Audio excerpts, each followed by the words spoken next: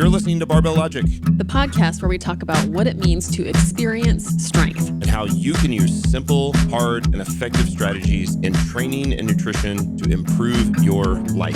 It starts with meeting you where you are right now and finding lasting solutions. Welcome to the show. Hello, everybody. Welcome to the Barbell Logic podcast. Welcome, Andrew. Hi. Hi. Welcome to Beast Over Burden. We're back. It's Tuesday. You're listening to us. We're here with you. We're really excited. I have an energy drink for this episode because I'm going to go lift right after this. Me too. I have espresso. Yes. Nice caffeine. It's before noon, just barely. So I'm feeling safe about this. Yes. I have noticed, by the way, on that note, two things with caffeine. I've actually been trying to, as we've discussed, not go past noon. And I've also been trying to have the first cup a little later. As in, I know like the Huberman rule is like 90 minutes after waking. Is that what you're going with? I think 90 minutes. I rarely make it the full 90, but at least try to give myself a full 45 minute to an hour. Yeah. To let I think it's the adenosine flush through, because apparently caffeine blocks those receptors. So the whole afternoon crash comes in. If you block those receptors, let the adenosine float around, and then once the caffeine wears off, you get tired, the sleepies.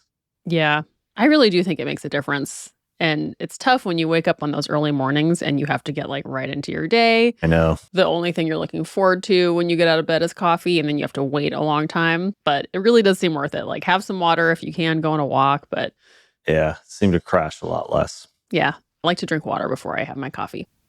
You are pretty good at drinking a lot of coffee between that time frame. I prefer a high density coffee consumption morning.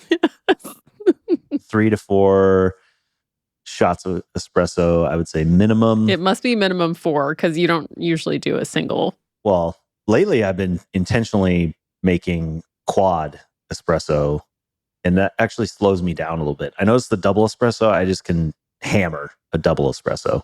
Like the first one, I don't even notice, basically. And when I've been making quad espressos, I'll actually like take my time with the first one a little bit more. So amazing. Well, especially with this new hack of using the non-fat Fairlife milk. Skim milk lattes. So it's basically a protein shake. Exactly. Yep. Delicious. Probably, I should count it out. I'm probably getting 20 grams of protein, maybe. I don't know. I've been measuring it and it gets so foamy. So you get like a whole bunch of foam. You can get so much foam with like less than a half a cup. So yeah, I'd be curious too. Yeah. So tell me about menopause. Okay, we'll get right into it.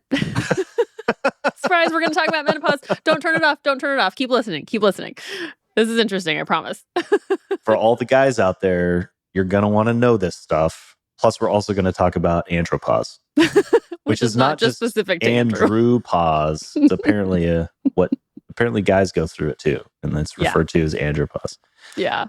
Which I only recently found out because I was checking out in the grocery store and I was with Clara. She just started absolutely she was lost her mind laughing and pointed at this magazine cover and it had andropause in it.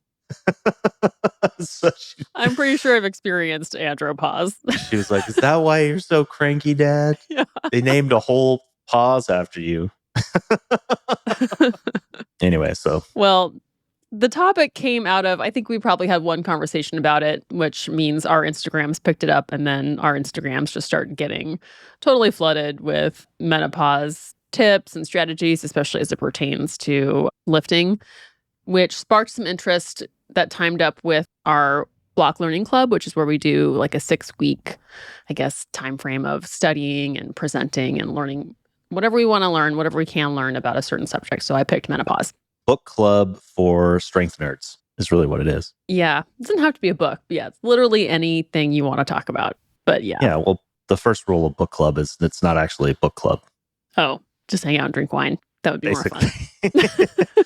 Yeah. So it's just like it's a book club, except what strength nerds would hang out and talk about. Yeah, totally. The Instagrams totally scared me about menopause. It sounds horrible. I kept wanting to figure out what the heck is going to go on because I can only hope I get to experience it because that would mean I'm alive. And at the same time, it also seems like you just get robbed of things that used to be easy and used to be fun. And I just want to kind of learn more about it, know when it's happening or not, and then, know how to prepare for it and get through it. And that's important for me, for my clients, for our clients, and then for like the wives of our clients, because you might be living in the same house with someone who's going through this. And the husbands of our clients. Right. That's what I meant. Yes. Yeah. Yeah. The others. It's a broad category now. Yeah, it Partners. is. Yeah. But anybody who has to go through this with anybody, and it lasts a long time. I remember having a conversation with my mom about it, and she was talking about how she was basically a different person for a solid decade. Yeah. Or at least she felt like in hindsight, she recognized it and it came up in conversation of expressing gratitude towards her husband for kind of going through that with her, that kind of like the inverse of what we were talking about with the dad's episode, and it effectively turning into an identity shift. I think that process, menopause for women, is very similar. It's just this fairly radical change that happens in a relatively short period of time that kind of shifts how everything operates hormonally. Seems like, at least based on what your report is. So I'm curious, what did you take away from it as you dug into the details? So my first question was what causes it? And, what's the triggering event, so to speak? And it has everything to do with changes in estrogen levels that are being produced. So as women get into the ages of it's like 35 to 45 years, that's when their regular estrogen cycle changes, which leads to changes in their menstrual cycle. Once that stops, then you're in menopause. But, what is the deal with estrogen is where I eventually had to end up starting. And so estrogen, it's a hormone, so it's a chemical messenger. It signals important functions. And it's mostly produced in the ovaries, but there are also some production in adrenal glands and fat cells. So it's actually a hormone that is found in both females and males, definitely more prevalent in females. But it plays a really key role in reproductive health and triggering the beginning of females' reproductive years. And it's what turns us from like little bean poles at 11 years old to having like curves and hips and boobs, and it's like has a lot to do with that whole phase of life. I called it the cool hot girl next door of hormones because it seems to create a lot of a lot of that kind of energy. But it also plays a really key role in bones, in our cardiovascular system, and even in our nervous system. So that means how our blood sugar is regulated, our cholesterol, bone and muscle mass, circulation. It has a lot to do with our brain function. So it is pretty prevalent everywhere. And that's why when it changes, it is such a like global effect because there's always a variation in estrogen levels during a regular cycle. And that goes up and down a regular cycle. But that cycle lengthens and it gets irregular. And over time, the amount of estrogen production changes. So whatever we got used to for the previous 20-ish years, that really starts to change. And we see it show up in a lot of different parts of our body and in our thoughts and in our behaviors. Yeah, I mean, we see that with the microcycle of the monthly menstrual cycle that, there's some memes, or not even really memes, but that you're kind of hormonally operating in 4 different stages throughout that cycle. It's almost to the point of being... Yeah, when you get one lady, you actually get 4 ladies. So you can spend 20 years getting used to the 4 different versions of those microcycles, and then now you hit this, it sounds like... And you get stuck with the one. You go through this decade long, for some longer even, I think, the period of time in which that microcycle goes out the window, the thing that you kind of based your whole rhythm of life on, and then it settles into this whole new thing that is totally different than what it's been up to that point. Yes, quite. And, as in all of this, it's different for people. Some get to experience this to those extremes. Some have, fewer symptoms of it. And so it's definitely different for everybody. Like for women who have to have their ovaries removed, they go into early menopause. So they start experiencing this, much earlier in life because they're no longer in their reproductive years, which is another way to describe menopause, is no longer able to produce eggs or reproduce anymore. So that can be an early triggering event for some women. So the trope is the hot and cold flashes and mood kind of changes. Beyond that kind of superficial trope, what else did you learn about how the body changes, or, specific to strength training, strength and conditioning? What have you learned that influences you as a coach and as a lifter that you're preparing yourself for? Well, so as estrogen decreases, some symptoms are weakening of the bones. That's when you get hot flashes, headaches, trouble concentrating, fatigue, and trouble sleeping becomes really big. You get a lot of mood changes, irritability, depression, and then sex drive changes. Because like estrogen is the hormone that makes sex, really fun and feel good. And when it gets lower, it's less of that. And so it's like, no you're moody with all of this. Hmm. Yeah. So, specifically as it pertains to changes in energy levels and sleeping, I think that really leads to a change in your activity levels. And I had heard before that, when you go through the perimenopause phase, which is that period where your regular cycle starts to change, and then get into menopause, like you gain weight. And what I've understood to be behind that is that, where estrogen encourages our bodies to gain weight in like hips and breasts, when that decreases, we get increased fat storage through our midsection instead. So that is a contributing factor. And I think more of what seems to be linked to body composition changes that trend towards more body fat is the change in energy level and the increased difficulty perhaps to maintain muscle mass. So those I think are the most important considerations as it's associated with coaching and being a lifter is, how can I prepare myself in terms of habit physically and then habits on the nutrition side to make sure that I know how to train in a way that encourages muscle mass and maintenance, and then how to eat in a way that does the same. Because if you're moving less, that means you're burning potentially fewer calories each day. And it could be very minimal, like 50 to 200 calories per day, but that is enough over time, over years, to change your body composition to have more body fat than you did before. And if you're more tired, it's going to be harder to do anything about it. There's also a change in how your body is synthesizing protein, like it wants more protein. And that to us, when it gets to our brain, is I am hungry. And so there's also sometimes this increase in caloric intake because your body is craving protein, but we can't really separate that just on our own process. So we eat more, and it's not always the instinctive reaction to eat more protein. So knowing that as you go through this phase, you're going to want more protein, you're going to need more muscle mass, and you're going to need to maintain your energy.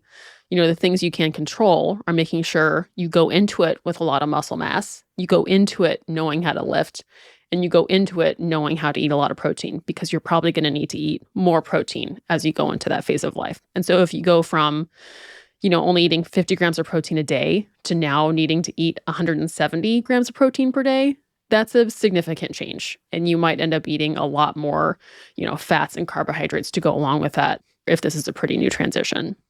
Along with, I imagine, a whole host of psychological, emotional, and social sort of dynamics, kind of new identity front, are all trying to be figured out while your body is behaving in a way that feels totally different. Yeah. So how you might go out to dinner or how you might plan your activities might be changing. What clothes feel good. It's a lot of variables all sort of dynamically changing. Yeah. For over a course of many years. Yeah. Usually about 10 years. What sounds like a challenging way. Yeah, it does. It's not like it's getting more fun and easier. All of it sounds like it's getting less fun and harder to do all the things that you want to be able to do. That's how it was sold to me. Also has a lot of similar symptom overlap with how you hear decline in testosterone for guys. Well, that's what andropause is. Usually, it doesn't happen with men as precisely in that phase of life in those specific years after 45. It can usually happen over a longer amount of time or start earlier. But it's the change in one of the most vibrant hormones. Your sex hormones. Yeah. Yeah. It is interesting, though, that the prescription that you described to both prepare and minimize the impact or the pain or minimize the symptoms, or at least do the best you can to address the symptoms, is pretty much the same prescription we give to anybody at any stage of their life. Yeah. It's exactly the same as what I'm doing right now. The change is, I think, understanding that it's going to feel different than it did before. Right. Things that used to work to give me maybe a quicker change may not occur that way. And when my energy level changes, I'm going to be like, okay, I understand where that might be coming from. And I think one extra maybe difference is just to make sure that when you have low energy levels during the day, you're not up around walking as much, doing as many things as you normally would. That's when people become more sedentary going into the 60s. It is very important to maintain the day-to-day activity, day-to-day movement. So that's where the step count I think gets really important, is how much am I on my feet moving around each day? Because that little stuff seems to really matter. But yeah, other than that, it's lift heavy and eat protein. The rate of change piece, I think, is really important to keep in mind from an expectation setting perspective. I was thinking about this today, that the younger and more testosterone, and it sounds like more estrogen for women, and earlier in your training that you are, the faster and more aggressive you can be with making changes. So, the bigger caloric surplus you can have with less protein, and your body will be able to more efficiently synthesize protein without adding extra body fat, and you can just pour it on. That's why you can just kind of, the easy noob gains when you're a 17-year-old, Yeah, super responsive and super resilient. yeah. Whereas the older, less testosterone, less estrogen, further into your training, the less efficient you are at adapting or responding to the stress, the longer it takes to recover, and the smaller the changes are that you can handle. The intensity of the dose probably has to be smaller, and the amount of recovery you need for the equivalent amount of stress also increases, Yeah, which is frustrating. Again, not fun. it's very frustrating. But I think it's so important to go into it strong. Being 35 and having a lot of muscle, and going into your 50s having a lot of muscle, that is going to be a different landscape than going into that age range untrained, where your bones are weaker, you're more tired, and you're just climbing up this much more difficult hill. So I think it's really worth it to prepare, honestly. Muscle mass just keeps coming up over and over again as the fountain of youth, the organ of youth, if you will. I should probably fact check this to have it more concretely defined, but I was looking at some research that was showing muscle mass as the number one predictor of survivability for all cancers. Totally believe that. Yeah. So independent of the type of cancer, your probability of surviving goes up if you have more muscle mass, because apparently something like a third of cancer deaths are from wasting away. I can't remember the specific condition, but essentially your body just consumes itself and can't function anymore. So the more muscle you can go into a scenario like that, better probability you have getting through it, better your metabolism is, the better you are to be able to maintain your activity levels. Insulin regulation. I mean, it's just, the list keeps going on and on and on. I haven't found a downside. I think the only downside that I can come up with is the same as, any metric that you try to aim at that kind of overrides the quality of life goal that you're ultimately trying to pursue, and leads you down the dark side of, then, oh, okay, well, then I need to do everything I can to add as much muscle as humanly possible, to take every possible Right. drug and eat every possible calorie to put on some insane amount of muscle mass and look like a early 2000s bodybuilder. Yeah. So it's the insert X at all costs. Exactly. That's about the only downside I can come up with. But if you're using an intelligent strength conditioning program and you're doing the things that you can to intelligently add muscle mass gradually over a long period of time, I don't see any downside. I don't either. And it's fun. Like, if you also know how to have fun with your training, then you are bringing that into that phase of life too, which I think is super duper important. Like that ability to create that space for yourself, have that in your routine, know how to do it, know how to make changes, and know how to still connect with your body physically, super important. Yes. That's the part that I think we've dropped the ball on. Sometimes I'll think about it as Claire's going through middle school and high school. I think that financial literacy and physical education literacy are the two things that just don't seem to be part of the average American education experience.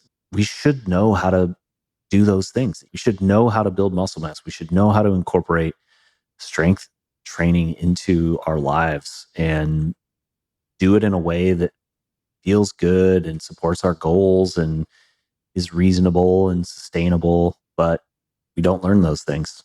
It's unfortunately still a thing that most people don't have access to or even aware of. And like you said, they feel like their bodies are almost out of control of what their bodies are doing. I hear it all the time, especially with people that are aging. Or I think from everything you've just described, it sounds like it's just 10x harder for women post-menopause to do all the things from a physical lever pole kind of perspective, whether it's muscle mass or bone density or energy level. Everything just gets harder. And if you don't know how to manipulate those variables going in or have the head start like you're talking about, it seems like it's going to be even that much harder. Yeah. Yeah. And the understanding so that you can be kind to your body when all that's happening. And for your partner too, whoever you're choosing to spend your time with at that point. So like their understanding as well. Like I think it's going to test like conflict resolution. It's going to test patience. And it's going to, I think, ensure or really encourage you, as I took it, to like create some really secure relationships that can withstand that. So that you get to that point on the other side. I know you've met people who are like this, who are just like, what I loved the most about this part of my life is just not giving any more hoots about anything. Like, that sounds fun. And I think having some understanding and, some grace with yourself is a really important kind of milestone to achieve at that point. Well, I think it's maybe put slightly differently is that the hoots are just redirected.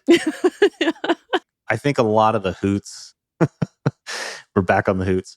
A lot of the hoots early on are very externally focused. Yes. Like, I need to look a certain way to gain approval from whatever, or because I'm, just seeking approval from other people. I think those hoots go away. But you just listed a whole long list of things where those hoots should be going, which is building muscle mass, maintaining mobility, maintaining body composition, maintaining energy levels, maintaining your relationships. Like, these are very, very worthwhile hoots to give. These are important hoots. I don't think it's that you don't give any hoot. It's a redirection. Selective hoots. Yes. Become more intentional with your hoots. Yes. Awesome. Well, thanks for making it to the end of this episode. I appreciate you sticking with us, and I hope you found it really useful. I found it really helpful to learn more about this. And maybe we'll learn more about andropause as time goes on. That'll be interesting. Yeah. It's coming. I'm probably in the middle of it. Love it. Well, if you think this would be useful for someone, we would really appreciate you sharing it, and we'd love a review. And we look forward to being with you next week. Thank you. Bye-bye.